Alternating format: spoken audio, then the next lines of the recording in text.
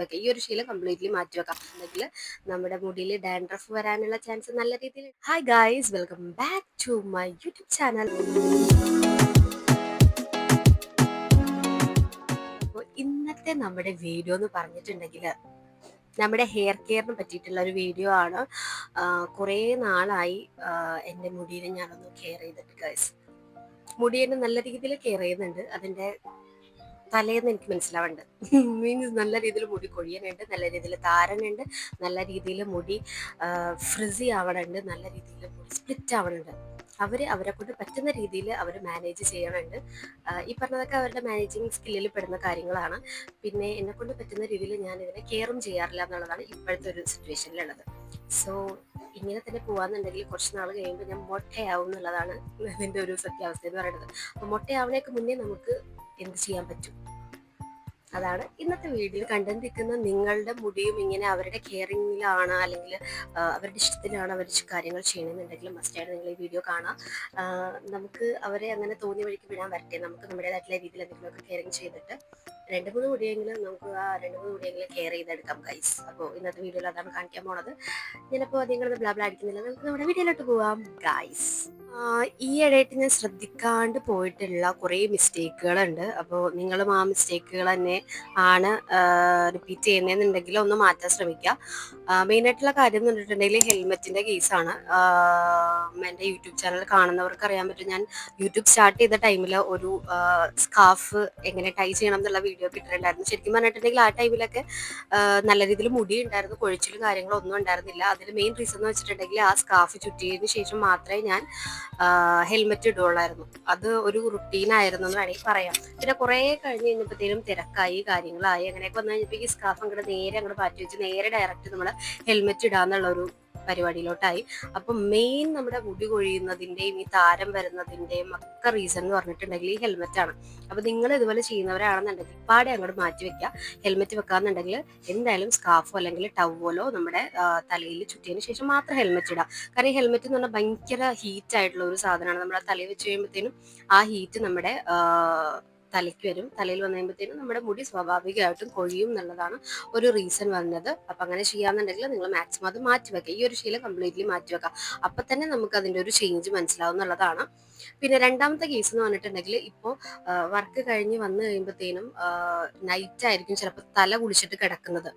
അപ്പോൾ മെയിനായിട്ട് റീസൺ എന്ന് വെച്ചാൽ ചൂടാണ്. ഇപ്പോൾ ഈ ഒരു ടൈമിൽ തന്നെ ഭയങ്കര ചൂടാണ്, രാത്രിയൊന്നും നമുക്ക് കിടക്കാനേ പറ്റില്ല. അപ്പോൾ എന്തായാലും ചൂടിൻ്റെ കേസ് കാരണം തലയൊക്കെ കുളിച്ച് മേലെ കഴുകി അപ്പം തന്നെ അങ്ങോട്ട് കിടക്കുമ്പോഴത്തേനും നല്ല ഒരു പീസ്ഫുൾ ആയിട്ടുള്ള ഉറക്കം കിട്ടും. പക്ഷെ ഇത് നമ്മുടെ മുടിയുടെ ഈ പറഞ്ഞിട്ടുള്ള കാര്യങ്ങളൊക്കെ എഫക്റ്റ് ചെയ്യുന്ന ഒരു കാര്യമാണ്. നനഞ്ഞ വടി നമ്മൾ തോർത്തിയിട്ട് അപ്പം തന്നെ എന്ന് വെച്ചാൽ ഒരു പാർഷ്യലി നമ്മുടെ മുടി ഒന്ന് വെറ്റായിട്ട് അതേപടി കിടക്കുകയെന്നുണ്ടെങ്കിൽ നമ്മുടെ മുടിയിൽ ഡാൻഡ്രഫ് വരാനുള്ള ചാൻസ് നല്ല രീതിയിലുണ്ട്. പിന്നെ അതുപോലെ തന്നെ മുടി വളരാൻ, ഹെയറിന്റെ ഗ്രോത്തിനെ നല്ല രീതിയിൽ എഫക്റ്റ് ചെയ്യുന്നുള്ളതാണ് രണ്ടാമത്തെ റീസൺ.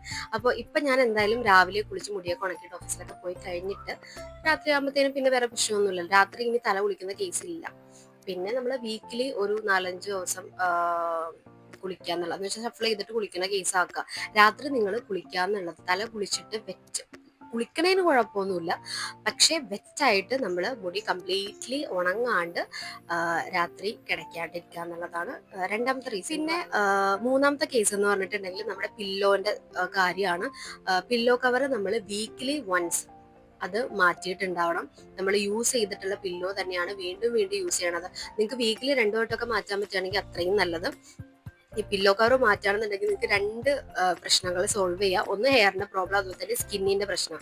നമ്മളിപ്പോൾ വീക്കിലി അല്ലെങ്കിൽ മന്ത്ലിയൊക്കെ ഒരു പില്ലോ കവർ തന്നെ യൂസ് ചെയ്യാന്നുണ്ടെങ്കിൽ നമ്മുടെ സ്കിന്ന് ഭയങ്കരമായിട്ട് ഡാമേജ്ഡ് ആവാനുള്ള ചാൻസ് ഉണ്ട്. കാരണം ഏറ്റവും കൂടുതൽ ബാക്ടീരിയ കാര്യങ്ങൾ നമ്മുടെ പില്ലോ കവറിലായിരിക്കും ഉണ്ടാവുക. സോ നമ്മളിപ്പോൾ പിമ്പിൾസ് കാര്യങ്ങളൊക്കെ ഉള്ളവരാണ് അല്ലെങ്കിൽ സ്കിന്ന് ഭയങ്കര പ്രശ്നമുള്ളവരാണെന്നുണ്ടെങ്കിൽ ഇങ്ങനെയുള്ള കാര്യങ്ങൾ നോക്കാണ്ട് ഇങ്ങനെയാണ് യൂസ് ചെയ്യണമെന്നുണ്ടെങ്കിൽ നിങ്ങളുടെ സ്കിന്ന് നല്ല രീതിയിൽ ഡാമേജ് ആവും.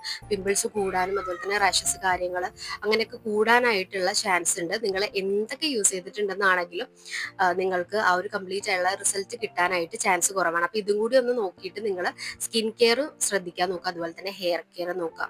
കാരണം നമ്മൾ ഈ പില്ലോ കവർ ഇത്രയ്ക്ക് മോശമായിട്ടാണ് യൂസ് ചെയ്യണമെന്നുണ്ടെങ്കിൽ ഡാൻഡ്രഫ് കൂട്ടാനായിട്ട് നല്ല രീതിയിൽ ഹെൽപ്പ് ചെയ്യും. അല്ലാണ്ട് ഹെയർ ഗ്രോത്തിനോ അല്ലെങ്കിൽ ഡാൻഡ്രഫ് കുറയ്ക്കാനോ ഫ്രിസി ഹെയർ മാറ്റാനായിട്ട് ഒന്നും ഹെൽപ്പ് ചെയ്യില്ല എന്നുള്ളതാണ് കേട്ടോ റീസൺ. അപ്പോൾ ഈ 3 കാര്യങ്ങൾ നിങ്ങൾ മെയിനായിട്ട് ശ്രദ്ധിക്കാൻ നോക്കുക. അപ്പോൾ ഇത് മാറ്റുമ്പോൾ തന്നെ നമുക്ക് അത്യാവശ്യം ഇത്തിരി സമാധാനം കിട്ടും. പിന്നെ അതുപോലെ തന്നെ രാത്രി നമ്മൾ കിടക്കുന്നതിനേക്ക് മുന്നേ ചട കളഞ്ഞ് മുടി നല്ല രീതിയിൽ കെട്ടി ടൈറ്റായിട്ട് മേളിൽ ടൈ ചെയ്ത് വെക്കുക. നമ്മളിപ്പോൾ ബെഡിലൊക്കെ കിടക്കുമ്പോഴത്തേനും മുടിയൊക്കെ കഴിച്ചിട്ട് കിടക്കാന്നുണ്ടെങ്കിൽ നല്ല രീതിയിൽ ഫ്രിസി ആവാനുള്ള ചാൻസ് ഉണ്ട്. കാരണം വേറെ ഒന്നുമല്ല, ഇത് നമ്മളിങ്ങനെ പില്ലോയിൽ ഇങ്ങനെ ഒരേയല്ലേ, നമ്മൾ അടങ്ങി കിടന്നുറങ്ങുന്ന ആൾക്കാരൊന്നും അല്ല. ഞാനൊക്കെ ആണെങ്കിൽ എത്ര വട്ടം അങ്ങോട്ടും ഇങ്ങോട്ടും മറിഞ്ഞു തിരിഞ്ഞും ചവിട്ടിയൊക്കെ കിടപ്പുണ്ടെന്ന് എനിക്ക് തന്നെ അറിയാൻ പാടില്ല. അപ്പം എന്തായാലും നല്ല രീതിയിൽ പിന്നി മടക്കി കെട്ടുകയാണെങ്കിൽ അത്രയും നല്ലത്. അല്ലെങ്കിൽ പിന്നെ നല്ല രീതിയിൽ കെട്ടിയിട്ട് ഇവിടെ കെട്ടിവെക്കാനുള്ള സെഗ്മെന്റ് ചെയ്യാം. അങ്ങനെ എന്തെങ്കിലും ചെയ്തു നോക്കാന്നുണ്ടെങ്കിൽ മുടി ആ ഒരു ഫ്രിസി ആയിട്ട് വരുന്നത് കുറച്ചൊന്ന് കുറയ്ക്കും. സെറമൊക്കെ ഇട്ട് ചടയൊക്കെ കളഞ്ഞ് മെടഞ്ഞ് അത് മേളിൽ കെട്ടി വെക്കാന്നുണ്ടെങ്കിൽ ആ ഒരു കാര്യത്തിന് ഒരു കുറച്ച് റിലാക്സേഷൻ ഉണ്ടാവും. പിന്നെ അതുപോലെ തന്നെ മുടി കൊഴിയുന്നതിന് വേറൊരു പ്രശ്നം എന്ന് വെച്ചിട്ടുണ്ടെങ്കിൽ ഇതുപോലെ തന്നെ ചട കളഞ്ഞതിന് ശേഷം മാത്രം നിങ്ങൾ തല കുളിക്കുക.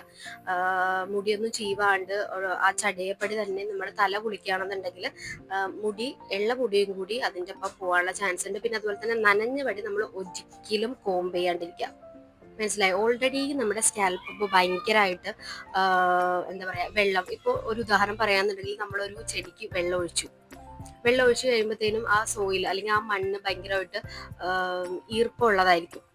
അപ്പം നമ്മൾ ആ ചെടി പറിച്ചെടുക്കാന്നുണ്ടെങ്കിൽ പെട്ടെന്ന് വരും. അതേ സമയത്ത് ഡ്രൈ ആയിട്ടിരിക്കുന്ന സമയത്ത് നമ്മൾ ആ ചെടി പറിക്കുന്നത് ഭയങ്കര ബുദ്ധിമുട്ടായിട്ടായിരിക്കും പറിച്ചെടുക്കുന്നത്, അല്ലേ? അപ്പൊ അതുപോലെ തന്നെ ആ സെയിം സംഭവം തന്നെയാണ് നമ്മുടെ ഹെയറിന്റെ കേസിലും വരുന്നത്. കുളിച്ചു കഴിഞ്ഞിട്ട് നമ്മൾ മുടി ചെയ്യുമ്പോഴത്തേനും മുടി പൊട്ടാത്ത മുടി പോലും നമ്മുടെ സ്കാൽപ്പിൽ നിന്ന് പൊട്ടിപ്പോകും.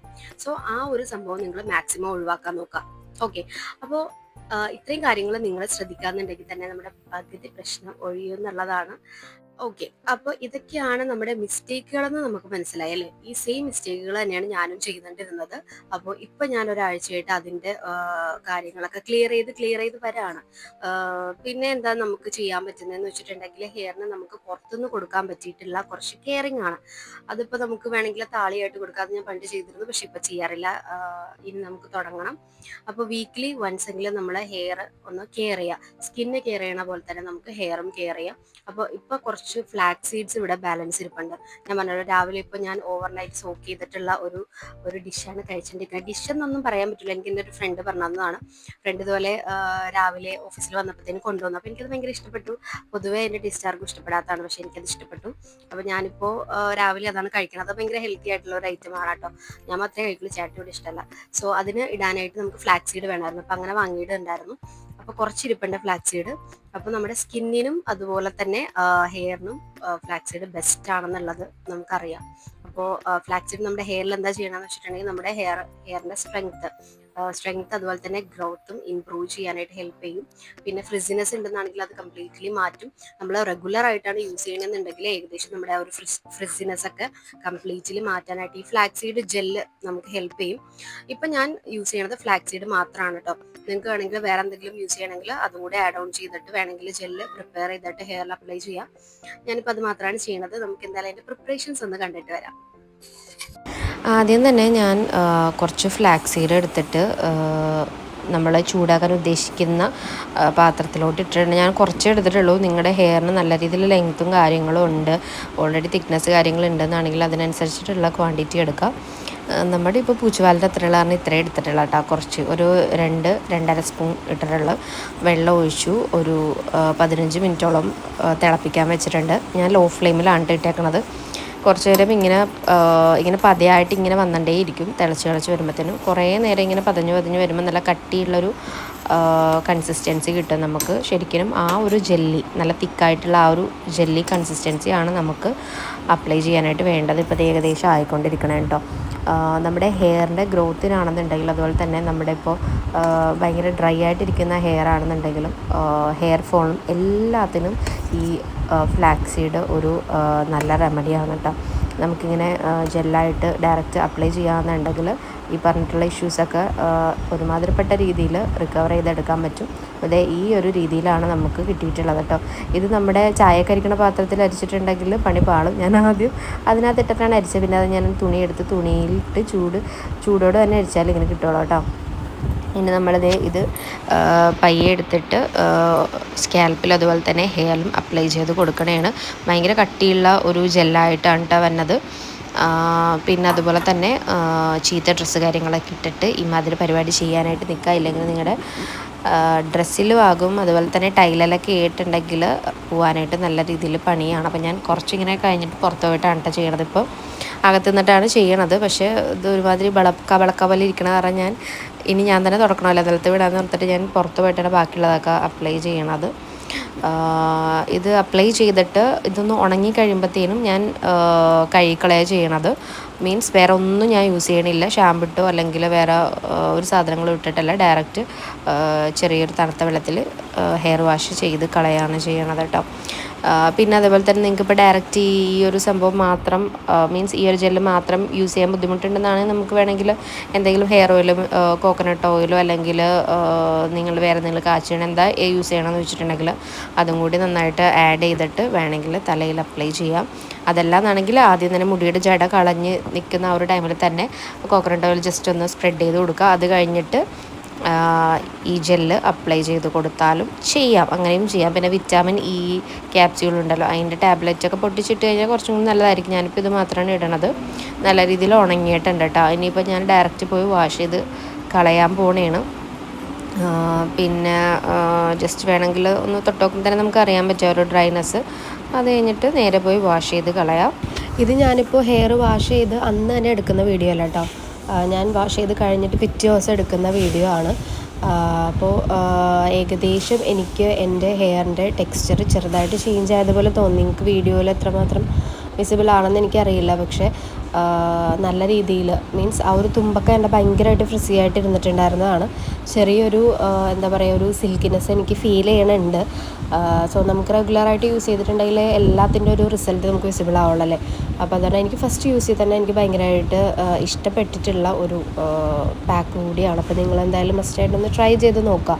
ഇങ്ങനത്തെ പ്രശ്നങ്ങളൊക്കെ ഉള്ളവരാണെന്നുണ്ടെങ്കിൽ ജസ്റ്റ് ഒന്ന് നോക്കുക. കാരണം നമുക്ക് അധികം ഇൻഗ്രീഡിയൻറ്റ് കാര്യങ്ങളൊന്നും വരുന്നില്ല. എന്നാലും ട്രൈ ചെയ്ത് നോക്കുക. അപ്പോൾ ഇത്രയുള്ള വീഡിയോ.